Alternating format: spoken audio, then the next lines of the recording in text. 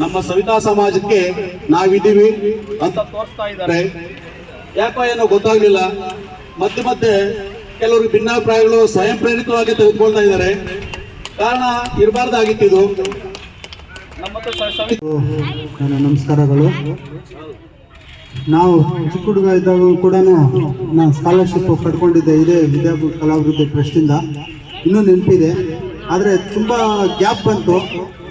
ಮತ್ತೆ ಫಿನಿಕ್ಸ್ನಂತೆ ಇದ್ದು ಮತ್ತೆ ವಿದ್ಯಾಕಲಾಭಿವೃದ್ಧಿ ಟ್ರಸ್ಟು ಮತ್ತೆ ಮಂಚೂಣಿಗೆ ಬಂತು. ತುಂಬ ಸಂತೋಷದ ವಿಚಾರ ಚಿಕ್ಕಬಳ್ಳಾಪುರ ತಾಲೂಕಿಗೆ ಈ ವಿಚಾರ. ಮತ್ತು ಮೊನ್ನೆ ನಡೆದಂಥ ತ್ಯಾಗರಾಜ ಸ್ವಾಮಿ ಆರಾಧನೆಗೆ ಇವರ ಕೊಡುಗೆ ಅಪಾರವಾಗಿರುತ್ತದೆ. ಆ ಯಶಸ್ಸಲ್ಲಿ ಇವರ ಪಾಲು ತುಂಬ ಇದೆ. ಇನ್ನು ಮುಂದೆನೂ ಹೀಗೆ ನಡೆಸ್ಕೊಂಡು ಹೋಗ್ಬೇಕಂತ ನನ್ನ ಮನವಿ. ಎಲ್ಲರಿಗೂ ಥ್ಯಾಂಕ್ಸ್. ಸವಿತಾ ಬಂಧುಗಳಿಗೆ ವಂದನೆಗಳನ್ನು ತಿಳಿಸುತ್ತಾ, ಈ ದಿನ ಈ ವಿದ್ಯಾ ಕಲಾಭಿವೃದ್ಧಿ ಟ್ರಸ್ಟ್ನ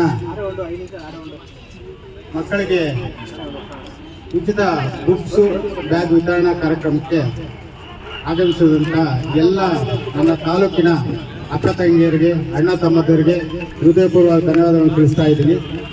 ಅದೇ ರೀತಿ ಈ ಕಾರ್ಯಕ್ರಮವನ್ನು ಆಯೋಜನೆ ಮಾಡಿದ್ದಂಥ ವಿದ್ಯಾ ಕಲಾಭಿವೃದ್ಧಿ ಟ್ರಸ್ಟ್ನ ಅಧ್ಯಕ್ಷರಾದ ಹರೀಶ್ ಅವರು, ವೆಂಕಟೇಶನ್ ಅವರು, ಮೋಹನ್ ಅವರು, ನಾಯಕ್ ಸಮಣ್ಣ ಅವರು, ಅದೇ ರೀತಿ ನಮ್ಮ ಸಮಾಜದ ನೂತನವಾಗಿ ಜಿಲ್ಲಾಧ್ಯಕ್ಷರಾಗಿ ಆಯ್ಕೆಯಾದಂಥ ರವಿಕುಮಾರ್ ಅವರು,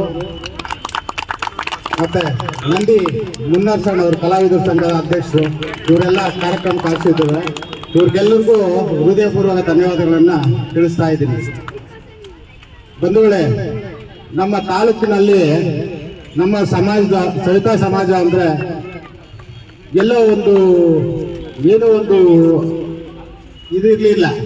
ಈಗೇನು ಅಂದರೆ ಒಂದು ವಿದ್ಯಾ ಕಲಾಭಿವೃದ್ಧಿ ಟ್ರಸ್ಟಿಂದ 3 ವರ್ಷದಿಂದ ಮಕ್ಕಳಿಗೆ ಒಂದು 1ನೇ ತರಗತಿಯಿಂದ ಡಿಗ್ರಿವರೆಗೂ, ಒಂದು 8th ಡಿಗ್ರಿವರೆಗೂ ಸ್ಕಾಲರ್ಶಿಪ್ ಕೊಡ್ತಾ ಇದ್ದಾರೆ. 1ನೇ ತರಗತಿಯಿಂದ 7ನೇ ಕ್ಲಾಸ್ವರೆಗೂ ಬುಕ್ಸ್ ಬ್ಯಾಗ್ ಕೊಡ್ತಾ ಇದ್ದಾರೆ. ಇವು ನಮ್ಮ ತಾಲೂಕಿನಲ್ಲಿ ಒಂದು ಸವಿತಾ ಸಮಾಜಕ್ಕೆ ತುಂಬಾ ಹೆಮ್ಮೆ ಕೊಡುವಂತ ವಿಚಾರ ಇದು. ಯಾಕಂದ್ರೆ ದೊಡ್ಡ ಕ್ಯಾಟಗಿರಿಗಳಿದಾವೆ, ಅಂಥದ್ರಲ್ಲೂ ನಾವು ಏನು ಕಡಿಮೆ ಇಲ್ಲ, ನಮ್ಮ ಸಮಾಜನೂ ಏನು ಕಡಿಮೆ ಇಲ್ಲ ಅನ್ನೋ ರೀತಿಯಲ್ಲಿ ಕಾರ್ಯಕ್ರಮಗಳನ್ನ ಮಾಡಿಕೊಟ್ಟಂತ ವಿದ್ಯಾ ಕಲಾಭಿವೃದ್ಧಿ ಟ್ರಸ್ಟ್ ಅವರಿಗೆ ನಮ್ಮ ತಾಲೂಕು ಸವಿತಾ ಸಮಾಜ ವತಿಯಿಂದ ತುಂಬ ಹೃದಯ ಧನ್ಯವಾದಗಳನ್ನು ತಿಳಿಸ್ತಾ ಇದ್ದೀನಿ.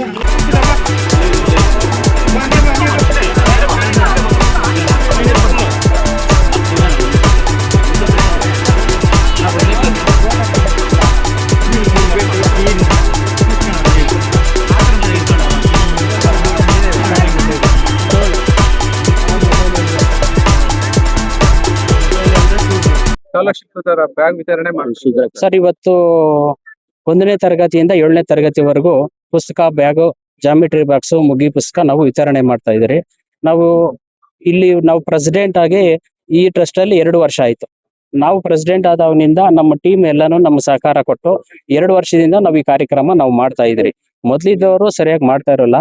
ಈಗ ನಾವೆಲ್ಲ 2 ವರ್ಷದಿಂದ ತಾಲೂಕ್ ಮಟ್ಟದಲ್ಲಿ ನಾವು ಕೊಡ್ತಾ ಇದ್ರಿ. ಎಷ್ಟೇ ಜನ ಮಕ್ಳಂತ 50 ಜನ 100 ಜನ ಅಂತಲ್ಲ, ನಮ್ಮ ತಾಲೂಕಲ್ಲಿ ಎಷ್ಟು ಜನ ಮಕ್ಳಿದ್ರೆ ಮನೆಯಲ್ಲಿ ಅಷ್ಟು ಜನ ಓದೋ ಮಕ್ಕಳಿಗೆ ಎಲ್ಲರಿಗೂ ಪುಸ್ತಕ, ಬ್ಯಾಗ್ ವಿತರಣೆ ನಾವು ಮಾಡ್ತಾ ಇದ್ರಿ.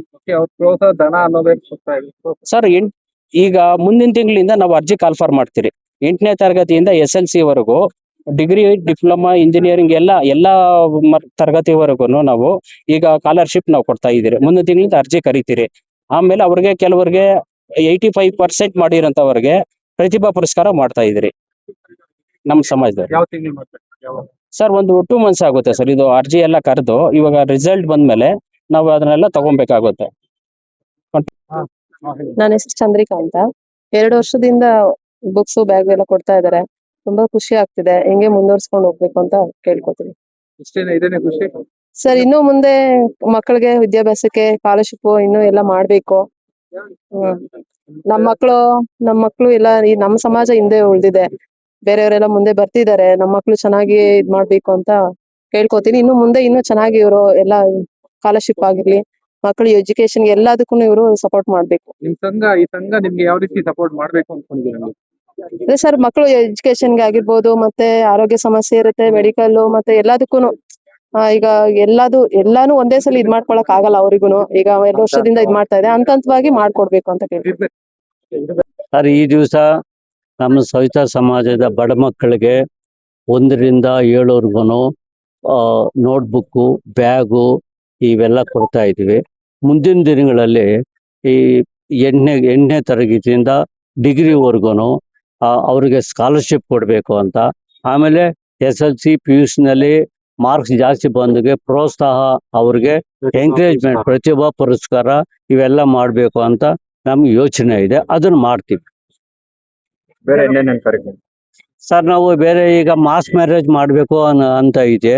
ಎಲ್ಲರೂ ಯಾರಾದರೂ ಬಂದ್ರೆ ನಾವು 3-4 ಜೋಡಿ ನಮ್ಮ ಕ್ಯಾಸ್ಟ್ನಲ್ಲೇ ಇರಬೇಕು. ಮೊದಲನೇ ಇದು ಇರಬೇಕು, 2ನೇದು 3ನೇದು ಇದ್ರೆ ಕೊಡೋದಿಲ್ಲ.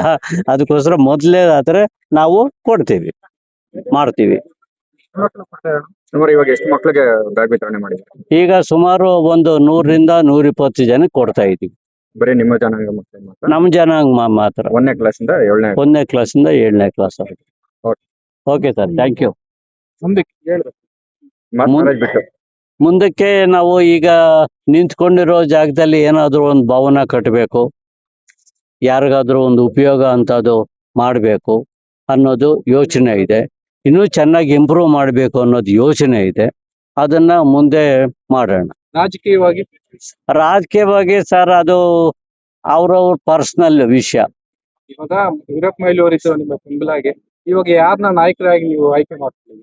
ನಾವು ಅವರು ಆಯ್ಕೆ ಮಾಡ್ಕೋಬೇಕು. ನಾವು ಇಂಥವ್ರೆ ನೀವು ಬರಬೇಕು. ಕೆಲವ್ರಿಗೆ ರಾಜಕೀಯದಲ್ಲಿ ಬರೋದಕ್ಕೆ ಇಂಟ್ರೆಸ್ಟ್ ಇರಲ್ಲ, ಕೆಲವ್ರಿಗೆ ಇಂಟ್ರೆಸ್ಟ್ ಇರುತ್ತೆ. ಅದು ಅವ್ರವ್ರ ವೈಯಕ್ತಿಕ, ಅದು ಪರ್ಸನಲ್. ನಿಮ್ ಬೆಂಬಲವಾಗಿ ಯಾರು ನಿಂತಿದ್ದಾರೆ ರಾಜಕೀಯವಾಗಿ? ನಮ್ಮ ಇದುವರೆಗೂ ಯಾರು ಇಲ್ಲ. MC ವೇಣುಗೋಪಾಲ್ ಅವರಿದ್ರು ಬೆಂಗಳೂರು, ಇಲ್ಲಿ ವೀರಪ್ಪ ಮೊಯ್ಲಿ ಅವರಿದ್ರು. ಈಗ ಸದ್ಯಕ್ಕೆ ಯಾರು ಇಲ್ಲ, ಬೆಂಗಳೂರಿನಲ್ಲಿ ಇದ್ದಾರೆ. ನಮ್ಮ ಚಿಕ್ಕಬಳ್ಳಾಪುರದಲ್ಲಿ ಯಾರು ಅಂತವ್ರು ನನ್ಗೆ ಗೊತ್ತಿದ್ದಂಗೆ ಇಲ್ಲ. ಅದು ವಿಶೇಷವಾಗಿ ನಮ್ಮ ಸವಿತಾ ಸಮಾಜಕ್ಕೆ ಡಾಕ್ಟರ್ ಸುಧಾಕರ್ ಅವರು ಒಂದು ಸ್ವಲ್ಪ ಜಮೀನು ಕೊಟ್ಟಿದ್ದಾರೆ. ಅವ್ರಿಗೆ ನಮ್ಮ ಸವಿತಾ ಸಮಾಜದಿಂದ ಧನ್ಯವಾದಗಳು. ನಮ್ಮ ಸವಿತಾ ಸಮಾಜದ ಜನರಿಂದ ನಾವು ಅವ್ರಿಗೆ ಧನ್ಯವಾದಗಳು ಬಯಸೋದಕ್ಕೆ ನಾವು ಅವ್ರ ಕೃತಜ್ಞತೆ. ಸರ್, ನರಸಿಂಹಮೂರ್ತಿ ಅಂತ, ಜಿಲ್ಲಾ ಗೌರವಾಧ್ಯಕ್ಷರು. ಇನ್ನೂ ಅನೇಕ ಸಂಘ ಸಂಸ್ಥೆಗಳಲ್ಲಿ ಇದ್ದೀನಿ ನಾನು. ಈಗ ನಮ್ಗೆ 75 ವರ್ಷ ಆಯ್ತು ಸ್ವತಂತ್ರ ಬಂದು. ಚಿಕ್ಕಬಳ್ಳಾಪುರದಲ್ಲಿ ಈ 75 ವರ್ಷಗಳಿಂದ ಸುಮಾರು ಎಲ್ಲಾ ರಾಜಕೀಯ ವ್ಯಕ್ತಿಗಳು ಬಂದ್ರು. ರಿಸರ್ವೇಶನ್ ಆಯ್ತು 35-40 ವರ್ಷ. ಯಾರು ಏನು ಈ ತರ ನಮ್ಗೆ ಪ್ರೋತ್ಸಾಹ ಕೊಟ್ಟು ಯಾರು ಏನು ಮಾಡಿರ್ಲಿಲ್ಲ. ಆದ್ರೆ ನಾವು ನಮ್ಮ MP ಸಾಹೇಬ್ರ ಹತ್ರ ಆಗ MLA ಆಗಿದ್ರು, ಮಿನಿಸ್ಟರ್ ಆಗಿದ್ರು. ಆವಾಗ ಸ್ವಲ್ಪ ಓಡಾಡಿ ಅವ್ರ ಹತ್ರ ಏನೋ ನಾವು ರಿಕ್ವೆಸ್ಟ್ ಮಾಡ್ಕೊಂಡಾಗ ಅವರು ನಮ್ಗೆ ಒಂದು 25 ಗುಂಟೆ ಜಾಗ ನಮ್ಗೆ ಜಡತಿಮ್ಮನಹಳ್ಳಿ ಹತ್ರ ಕೊಟ್ಟಿದ್ದಾರೆ. ಅಲ್ಲಿ ಒಂದು ಸಮುದಾಯ ಭವನ ಮಾಡ್ಕೊಳ್ಳೋದಕ್ಕೂ ಅವರು ಎಲ್ಲ ಪ್ರೋಸೆಸ್ ಎಲ್ಲ ಆಗಿದೆ, ಪ್ಲಾನ್ ಎಲ್ಲ ಆಗಿದೆ. ನಿರ್ಮಿತಿ ಕೇಂದ್ರದಿಂದ ಎಲ್ಲ ಅನುಮತಿನೆಲ್ಲ ಪಡ್ಕೊಂಡಿದ್ದಾರೆ, ಮಾಡ್ತಾ ಇದ್ದಾರೆ. ಈ 75 ವರ್ಷಗಳಲ್ಲಿ ನಮ್ಗೆ ಇದೊಂದು ದೊಡ್ಡ ಅನುದಾನ ಅಂತಾನೆ ಅನ್ಕೋಬಹುದು. ಒಂದು ಜಾಗ ಕೊಟ್ಟು ನಮ್ಗೆ ಅವರು ಒಂದು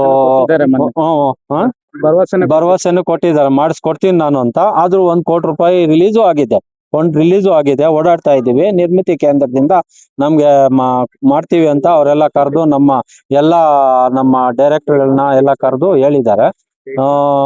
ನಾವು ಇಷ್ಟು 75 ವರ್ಷಗಳಿಂದ ನಾವು ಯಾವುದೇ ಅನುಕೂಲ ಪಡಿಲಿಲ್ಲ. ಇದೊಂದೇ ಪಡಿತಾ ಇರೋದು. ಅವ್ರಿಗೂ ನಮ್ಮ MP ಸಾಹೇಬರಿಗೆ, ಡಾಕ್ಟರ್ K ಸುಧಾಕರ್ ಅವ್ರಿಗೆ ನಮ್ಮ ಸವಿತಾ ಸಮಾಜ ಕಡೆಯಿಂದ ನಮ್ಗೆ ಧನ್ಯವಾದಗಳನ್ನ ಅರ್ಪಿಸ್ತಾ ಇದ್ದೀವಿ.